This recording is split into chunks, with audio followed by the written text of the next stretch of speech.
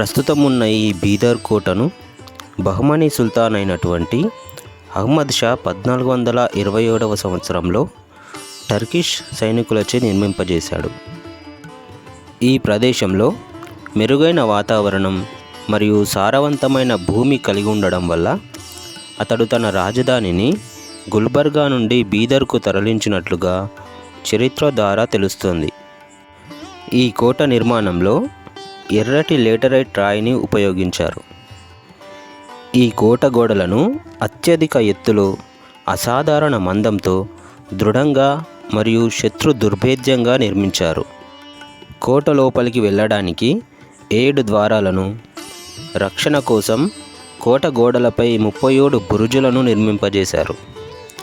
ఈ బురుజులపై అనేక ఫిరంగులు మరియు ఆయుధాలను నిల్వ చేసుకొని శత్రు సైన్యంతో పోరాడటానికి వీలుగా నిర్మించారు. వీటిపై సుమారు 3000 మంది సైనికులు ఉండి కోటను రక్షించేవారు. కోట యొక్క ద్వారాలు రేఖీయ మార్గంలో ఉండకుండా జిగ్జాగ్గా ఉండి బలమైన తలుపులను కలిగి ఉన్నాయి.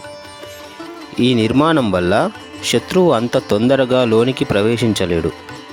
కోట లోపల సొరంగాలు మరియు భూగర్భ గదులు ఉన్నాయి. ఇవి అత్యవసర పరిస్థితుల్లో తప్పించుకోవడానికి ఉపయోగపడతాయి. కోట గోడ చుట్టూ పెద్ద పెద్ద కందకాలను తవ్వి వాటిలో నీటిని నింపి మొసళ్లను వదిలేవారు. దీనివల్ల శత్రువులు వాటిని దాటి కోట లోపలికి రావడం అనేది అసాధ్యమనే చెప్పవచ్చు. దీనిని దేశంలోనే అత్యంత బలమైన కోటలలో ఒకటిగా చెబుతారు. బీదర్ కోట సముద్ర మట్టానికి 2200 అడుగుల ఎత్తులో 12 చదరపు మైళ్ళ విస్తీర్ణంలో నిర్మించబడి ఉంది. ఈ కోటలో అనేక భవనాలు, మండపాలు, మసీదులు, ఉద్యానవనాలు ఉన్నాయి. కోట లోపల చూడవలసిన ఒక ముఖ్య ప్రదేశం మ్యూజియం. ఈ మ్యూజియంలో బహమనీ సుల్తానులు ఉపయోగించినటువంటి కత్తులు, తుపాకులు, ఫిరంగి గుండ్లు వంటి వాటిని చూడవచ్చు. కోట లోపల మరో ముఖ్యమైన మరియు అందమైన ప్రదేశం రంగీన్ మహల్. 16వ శతాబ్దంలో వివిధ రంగుల పలకను ఉపయోగించి దీనిని మహమ్మద్ షా నిర్మించారు.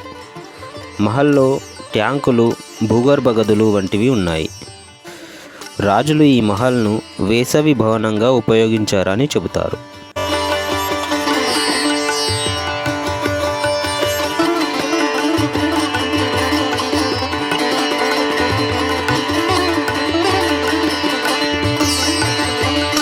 సోలా ఖంబ్ మసీద్. సోలా అంటే 16. ఈ మసీదులో పొడవాటి పెద్ద తోరణాలతో 16 స్తంభాలు ఉన్నాయి. అందువల్ల దీనిని సోలా ఖంబ్ మసీదు అని పిలుస్తారు. పురాతనమైన ఈ భవనం భారతదేశంలోని అతిపెద్ద మసీదులలో ఒకటి. ఇది మొదట బీదర్ యొక్క ప్రధాన మసీదు.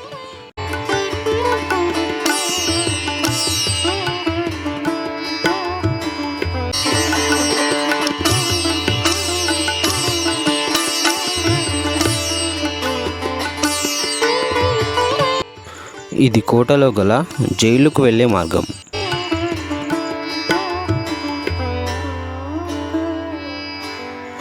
ఈ జైలులో ఖైదీల కోసం విశాలమైన గదులను నిర్మించారు.